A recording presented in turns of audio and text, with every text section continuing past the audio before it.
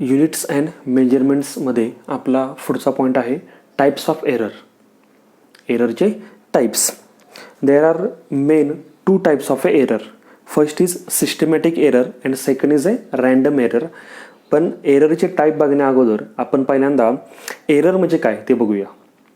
तर आपल्या सगळ्यांना माहिती आहे की ज्यावेळी तुम्ही कोणतीही फिजिकल क्वांटिटी मेजर करता त्यावेळी त्या फिजिकल क्वांटिटीमध्ये एरर डेव्हलप होऊ शकते. ती का एरर डेव्हलप होणार हे जे रिझन्स वेगवेगळे आहेत. मग पहिल्यांदा बघूया की आपण की what is mean by error.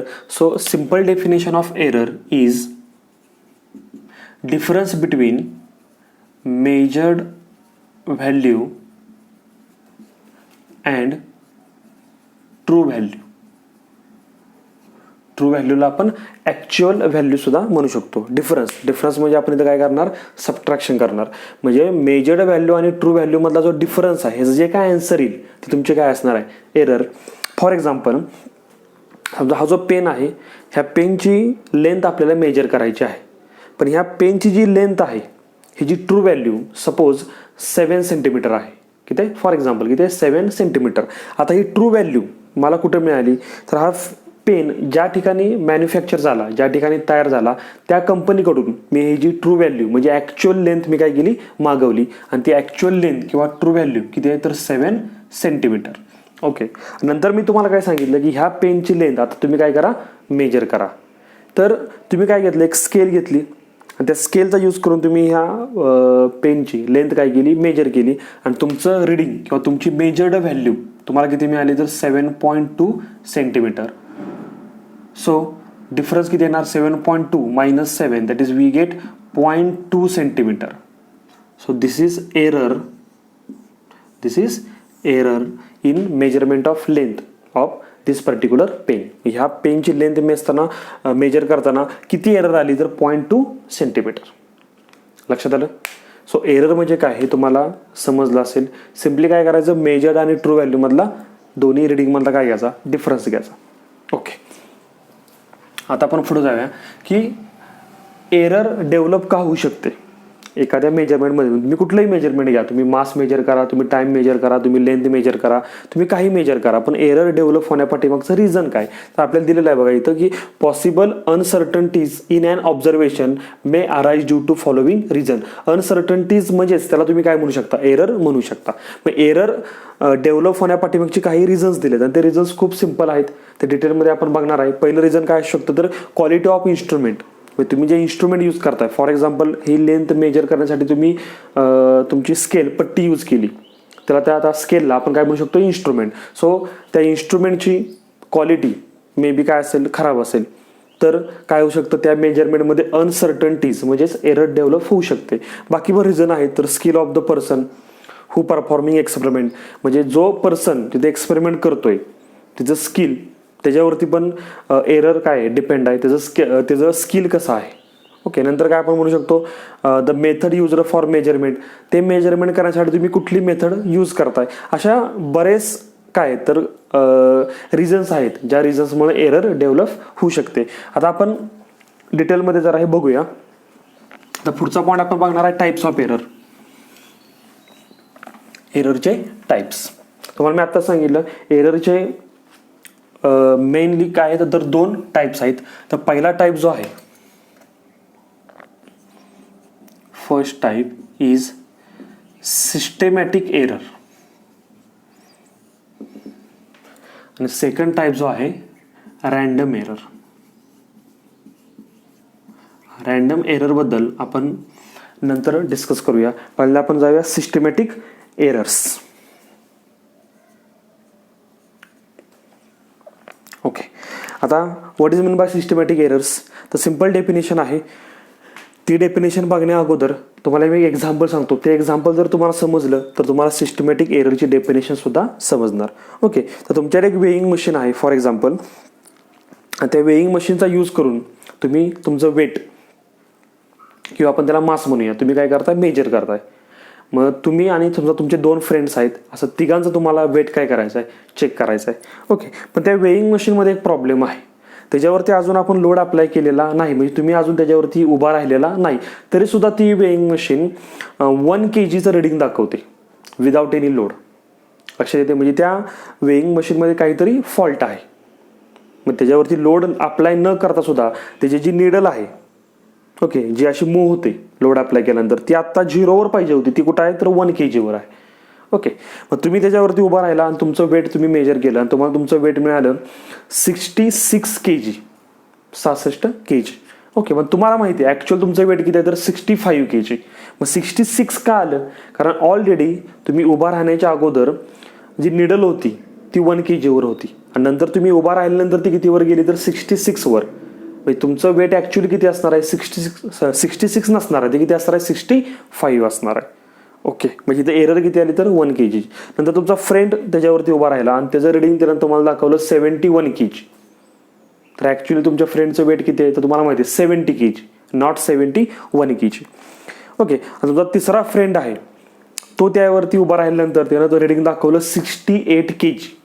तुम्हाला जर विचारलं तुमच्या तिसऱ्या मित्राचं वजन किती, वेट किती, तर तुम्ही काय म्हणणार 68 म्हणणार का 67 म्हणणार? तर 67 म्हणणार, कारण 1 kg ची एरर आहे. म्हणजे प्रत्येक वेळी ती वेइंग मशीन 1 kg एक्स्ट्रा दाखवते, जास्त दाखवते. असं नाही ना की तुम्ही उभा राहिला 1 kg जास्त दाखवलं आणि तुमच्या मित्राच्या वेळी 1 kg कमी दाखवलं, असं तर नाही ना. म्हणजे ती जी एरर आहे ती नेहमी एका डायरेक्शनला असते. ओके, मग त्या वेइंग मशीनमध्ये तुम्ही कुणाचंही वेट करा, कुठल्याही व्यक्तीचं वेट करा, तुम्हाला नेहमी 1 किलोनं ते वेट तुम्हाला काय मिळणार, नेहमी जास्त मिळणार. सो अशा ज्या एरर्स आहेत त्या ज्या एका डायरेक्शनला असतात, आयदर पॉझिटिव्ह डायरेक्शन और आयदर निगेटिव्ह डायरेक्शन, अशा एररला आपण म्हणतो सिस्टमॅटिक एरर्स. म्हणजे डेफिनेशन काय येणार, errors which are in only one direction, that is positive or negative. Okay, these errors are known as systematic errors. अशा एररला आपण म्हणतो सिस्टमॅटिक एरर्स. आता बघूया आपण सिस्टमॅटिक एररचे टाइप्स बघू, किंवा आपण त्याला असं म्हणू शकतो sources of systematic errors. Systematic एररचे कुठले कुठले सोर्स आहेत, तर पहिला सोर्स आहे instrumental error.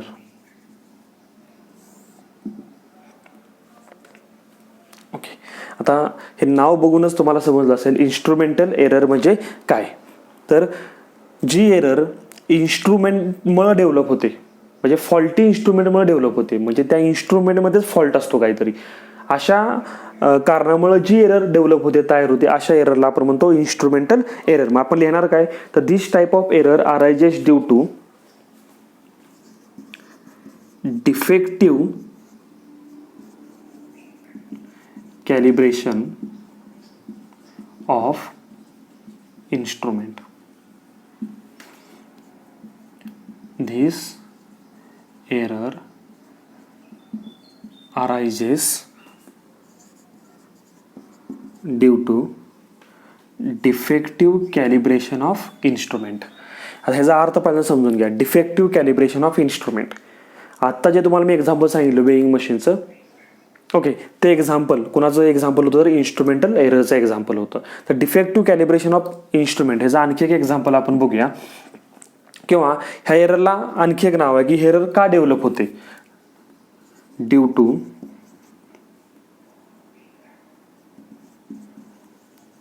Incorrect zeroing of instrument.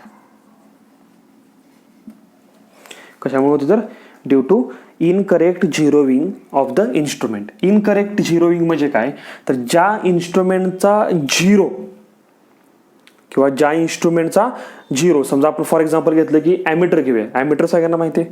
Ammeter आपण कशासाठी यूज करतो, टू मेजरमेंट ऑफ करंट. आता तो ॲमीटर तुम्ही अजून सर्किटमध्ये जोडलेला नाही, मी त्याच्यामधून करंट फ्लो होतोय का, नाही होत. मग त्याच्यामध्ये ॲमीटरमध्ये जे निडल असते ते निडल कुठं पाहिजे तर 0 अँपिअरला पाहिजे, कारण करंट फ्लो होतोय का तर होत नाही. पण समजा ते इन्स्ट्रुमेंट तो ॲमीटर जर फॉल्टी असेल, त्या ॲमीटरचं कॅलिब्रेशन हे डिफेक्टिव्ह असेल, डिफेक्टिव्ह म्हणजे आपण काय म्हणतो, दोष म्हणतो त्याला मराठीमध्ये.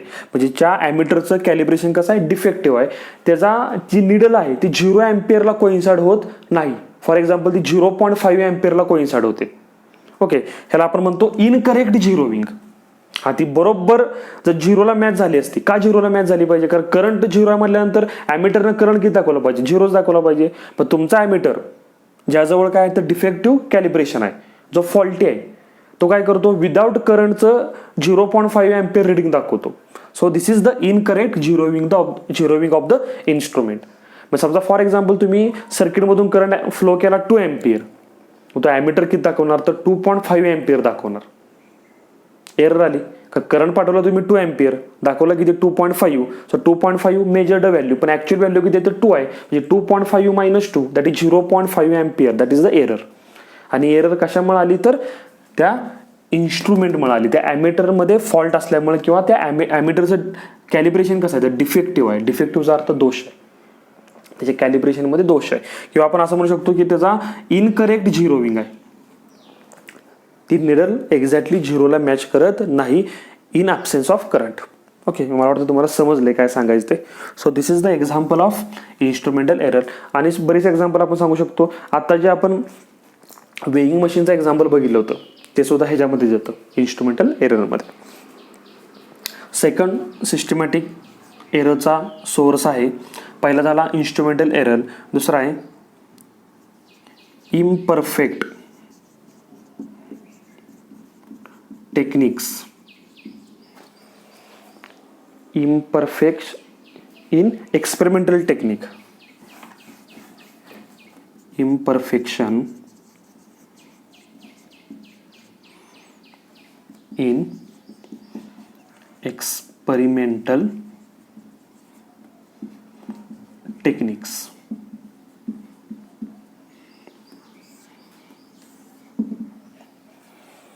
ओके, हे समजून घेऊया.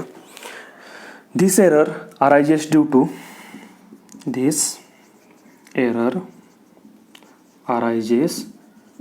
टू डिफेक्टिव्ह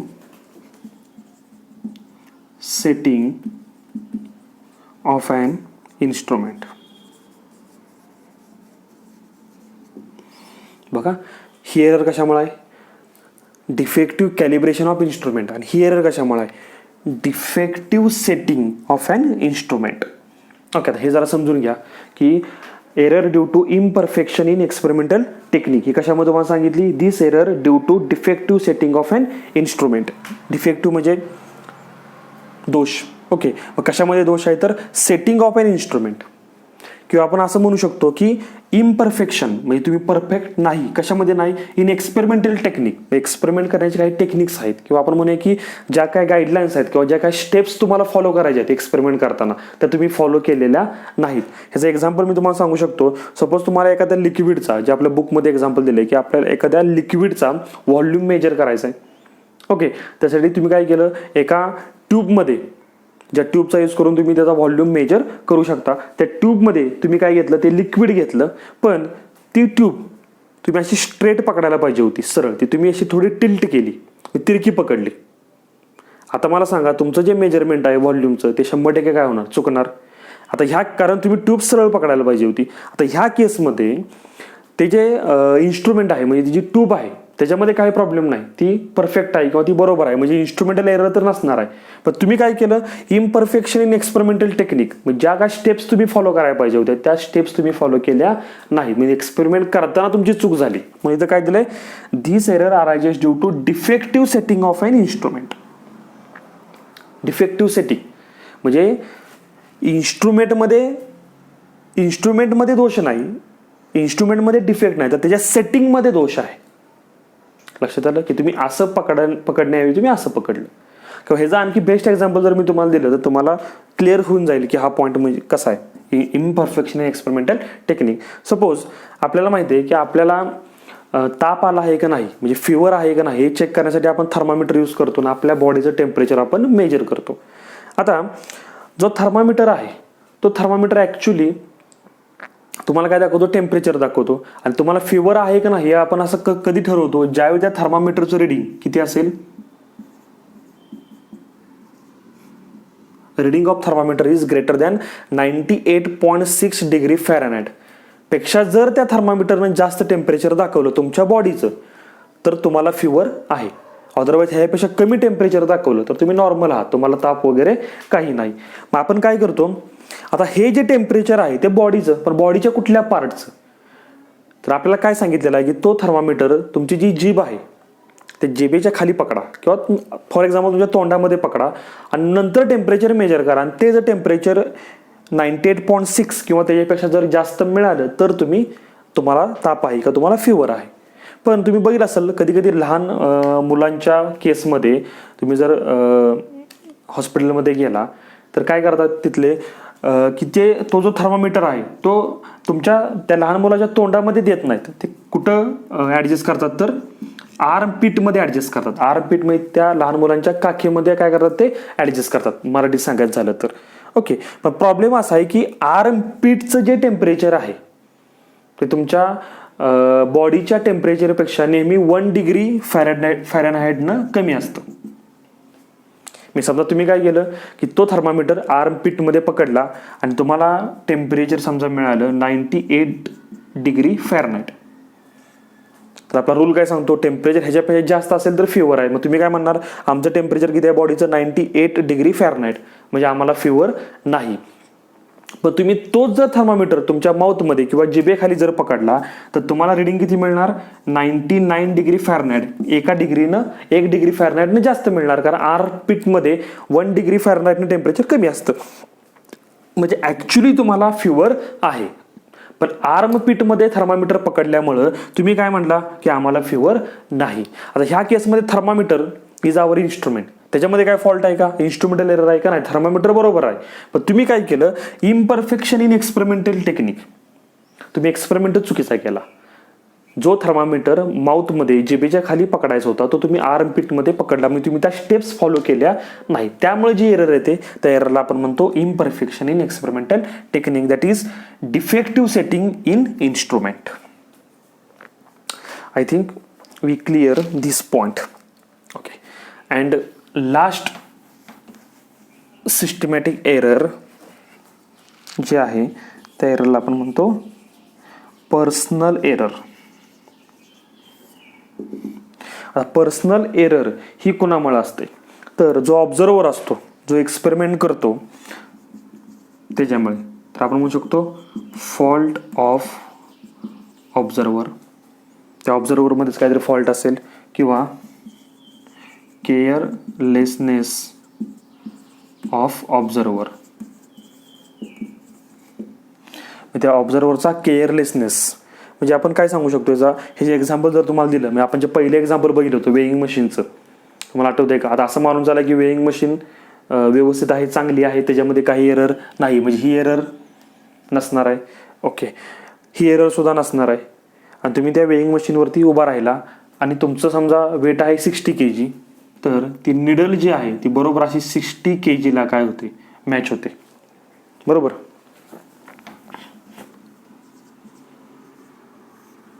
तुम्ही असं वरून बघितल्यानंतर तुम्हाला किती दिसणार, 60 kg. पण तुम्ही तुमच्या लेफ्ट साईडहून बघितलं, थोडंसं टिल्ट होऊन असं तिरकं एका अँगलवरून बघितलं तर ही जी निडल आहे तुम्हाला अशी दिसणार. आणि तुम्ही तुमच्या राईट साईडहून तिरकं बघितलं एका अँगलनं तर ती निडल तुम्हाला अशी दिसणार. ओके, म्हणजे आपल्याला काय सांगितलं जातं की ज्यावेळी तुम्ही रिडिंग घेता त्यावेळी बरोबर समोरून बघा. किंवा फॉर एक्झाम्पल तुमच्याकडे एक समजा स्केल आहे, आपण एक स्केल तुम्हाला दाखवूया. ह्या स्केलचा यूज करून तुम्ही एक रिडिंग घेता, तुम्ही एका रॉडची लेंथ काय करताय, मेजर करताय. तर मेजर कशी करायची, तर त्या स्केलला तुम्ही फ्रंट साईडनं काय करायचं, ऑब्झर्व केलं पाहिजे. तुम्ही थोडंसं तिरकं जर ऑब्झर्व केलं किंवा ह्या साईडनं तिरकं ऑब्झर्व केलं तर तुमचं रिडिंग चुकतं. हे तुम्हाला सगळ्यांना माहिती आहे, प्रॅक्टिकलला तुम्हाला अनुभव आला असेल. ह्या गोष्टीला आपण म्हणतो पॅरालॅक्स.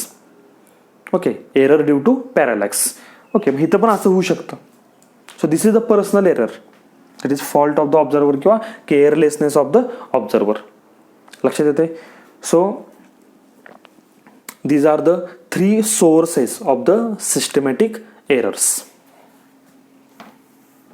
तुम्ही सिस्टमॅटिक एररमध्ये एक गोष्ट तुम्ही लक्षात ठेवायची की ही एरर जी आहे ती कुठल्याही एका डायरेक्शनला असते, एकतर पॉझिटिव्ह डायरेक्शनला किंवा एकतर निगेटिव्ह डायरेक्शनला. And these are the sources of the systematic errors. आता सिस्टमॅटिक एरर कमी कशी करायची, तर त्याचे सोर्सेस जे आहेत म्हणजे इन्स्ट्रुमेंटल एरर कमी करा. कशी करणार, तर प्रॉपर योग्य असे इन्स्ट्रुमेंट यूज करा ज्याच्यामध्ये एरर कमी असेल. पुन्हा काय करणार, प्रोसिजर जी तुम्हाला सांगितली एक्सपेरिमेंट करताना ती प्रोसिजर तुम्ही फॉलो करा. पर्सनल एरर काय करा, रिमूव्ह करा. एक्सपेरिमेंट करताना लक्ष देऊन तुम्ही एक्सपेरिमेंट करा. ओके, लक्षात येते. म्हणजे एवढ्या एरर जर तुम्ही कमी केलं तर ऑटोमॅटिक तुमची सिस्टमॅटिक एरर काय होणार, कमी होणार. ओके, आता आपण सेकंड जो टाईप आहे एररचा मेन त्या जातो तो म्हणजे रॅन्डम एरर. आता जी रॅन्डम एरर जी असते ती दोन्ही डायरेक्शनला असू शकते, आयदर पॉझिटिव्ह डायरेक्शन और आयदर निगेटिव्ह डायरेक्शन. तुम्हाला जर कोणी विचारला डिफरन्स सांगा, तर ही एरर एक तर पॉझिटिव्ह किंवा एक तर निगेटिव्ह डायरेक्शनला, रॅन्डम एरर कुठल्याही डायरेक्शनला येऊ शकते ॲट ए टाइम, म्हणजे पॉझिटिव्ह किंवा negative. So this is the definition of random error. Okay, पुढं रॅन्डम एरर चे सोर्स काय आहेत, रॅन्डम एरर कशामुळे डेव्हलप होऊ शकते, तर हे जे रिझन्स बरेच आहेत. फॉर एक्झाम्पल तुम्ही एक्सपेरिमेंट करताय, इलेक्ट्रॉनिक एक्सपेरिमेंट करताय आणि अचानक काय झालं, व्होल्टेज इन्क्रीज झालं किंवा व्होल्टेज डिक्रीज झालं. ओके, त्याला आपण म्हणतो फ्लक्च्युएशन इन व्होल्टेज, त्याच्यामुळे होऊ शकते. तुम्ही एक्सपेरिमेंट करताय, अचानक टेम्परेचर इन्क्रीज झालं, गॅसचं प्रेशर इन्क्रीज झालं, किंवा तुम्ही एक्सपेरिमेंट करताना तुम्ही हातामध्ये काहीतरी तुम्ही इन्स्ट्रुमेंट घेतलंय आणि त्याला तुम्ही रिडिंग घेताय आणि अचानक तुमचा हात शेक झाला, असा हात तुमचा हल्ला, त्याच्यामुळे तुमचं मेजरमेंट रिडिंग चुकू शकतं, त्यामुळे एरर येऊ शकते. So these are the random error. आणि रॅन्डम एरर काय असतात, मे बी पॉझिटिव्ह और मे बी निगेटिव्ह, त्या कुठल्याही डायरेक्शनला असू शकतात, दोन्ही डायरेक्शनला. So this is all about types of a error. आता आणखी एक टाईप आहे जो तिसरा, जो आपल्या बुकमध्ये दिलेला नाही पण तो आपल्याला बघावा लागेल, that is list count error. List count error ह्याला आपण म्हणतो LC एरर, लिस्ट काउंट. आता लिस्ट काउंट म्हणजे तुम्हाला माहिती आहे, लिस्ट काउंट हा कोणाचा असतो, तर मेजरिंग इन्स्ट्रुमेंटचा असतो. फॉर एक्झाम्पल स्केलचा लिस्ट काउंट किती आहे आपल्याला माहिती आहे, 0.1 सेंटीमीटर, किंवा आपण त्याला काय म्हणतो 1 mm, म्हणजे कमीत कमी किती लेंथ तुम्ही मेजर करू शकता बाय युझिंग स्केल, तर 0.1 सेंटीमीटर किंवा 1 mm. So this is the list count of a scale. Okay, आता तुम्हाला मी काय सांगितलं, एक लेंथ मेजर करा. सपोज ह्या पेनची लेंथ मेजर करा आणि ह्या पेनची जी लेंथ आहे तिची ट्रू व्हॅल्यू मी तुम्हाला जर सांगितली आणि ती ट्रू व्हॅल्यू सपोज किती आहे, तर 5.342 सेंटीमीटर. म्हणजे ही लेंथ ट्रू व्हॅल्यू आहे त्या पेनची, पण ही लेंथ ज्या इन्स्ट्रुमेंटचा यूज करून मेजर केली त्या इन्स्ट्रुमेंटचा लिस्ट काउंट किती असेल, तर तुम्हाला समजतंय किती डेसिमलपर्यंत तुम्ही लेंथ मेजर केली, तर 1, 2 and 3. So least count of that particular instrument is 0.001. So 1, 2 and 3. For example screw गेजचा लिस्ट काउंट बघा एवढा असतो. So this is the true value of the length of this particular pen. आणि तुम्हाला मी सांगितलं की आता तुम्ही हे जे काय करा, लेंथ मेजर करा. तर तुम्ही लेंथ समजा मेजर केली स्केलचा यूज करून आणि तुम्हाला ती लेंथ मिळाली, so this is called as a measured value, तुम्ही मेजर केलेली, आणि ती लेंथ तुम्हाला सपोज मिळाली 5.1 सेंटीमीटर किंवा आपण म्हणा की 5.2 सेंटीमीटर एवढी मिळाली. ओके, किंवा एखादा विद्यार्थी त्याने समजा लेंथ आणखी जर व्यवस्थित मेजर केली तर सपोज त्याला ती किती मिळाली, 5.3 सेंटीमीटर मिळाली. पण तुम्ही जर बघितलं ह्या मेजरमेंटमध्ये एरर आहे का नाही, तर आहे. Measured value minus true value, मग 5.3 मधनं ही टर्म मायनस करा, तुम्हाला जे काय आन्सर मिळेल ती तुमची काय झाली, एरर झाली. पण ही एरर का डेव्हलप झाली, सिस्टमॅटिक एरर म्हणजे इन्स्ट्रुमेंटमध्ये फॉल्ट आहे का, तुम्ही प्रोसिजर फॉलो केली नाही का पर्सनल एरर आहे, तर कुठलीच एरर नाही. ही एरर का आली, कारण तुमची स्केल यूज करून तुम्ही एका डेसिमलपर्यंतच रिडिंग घेऊ शकता, बरोबर आहे ना. कारण तुमच्या स्केलचा लिस्ट काउंट किती आहे, स्केलचा 0.1 सेंटीमीटर, म्हणजे तुम्ही 1 डेसिमलपर्यंतच रिडिंग घेऊ शकता, त्याच्या पुढे तुम्ही रिडिंग घेऊ शकत नाही. हा तुमचा फॉल्ट नाही. मग हा फॉल्ट कशामुळे आला, तर त्या स्केलच्या लिस्ट काउंटमुळे. म्हणून आपण अशा एररला म्हणतो लिस्ट काउंट एरर. किंवा तुम्ही हीच लेंथ समजा व्हर्नियर कॅलिपरनं मेजर केली असती, तुम्हाला हे सगळं आपण फॉर एक्झाम्पल म्हणून घेतोय, समजा ती तुम्हाला मेजर्ड व्हॅल्यू मिळाली असती 5.31 सेंटीमीटर. ओके, म्हणजे इथं लिस्ट काउंट किती आला, तर 0.01 सेंटीमीटर, म्हणजे व्हर्नियर कॅलिपरचा लिस्ट काउंट आहे. म्हणजे व्हर्नियर कॅलिपरचा यूज करून तुम्ही 5.31 म्हणजे 2 डेसिमलपर्यंतच काय केलं, तुम्ही मेजरमेंट केलं. मग एरर आहे का नाही, तर आहे बघा, ट्रू व्हॅल्यूमध्ये आणि मेजर्ड व्हॅल्यूमध्ये. मग ही एरर डेव्हलप होण्याचं कारण काय आहे, तर त्या मेजरिंग इन्स्ट्रुमेंटचा लिस्ट काउंट. जेवढा लिस्ट काउंट काय असेल कमी असेल तेवढी ॲक्युरसी काय असणार जास्त असणार आहे. हे आपल्याला सगळं माहिती. So these are the 3 types of a error: systematic, random and least count error. Okay.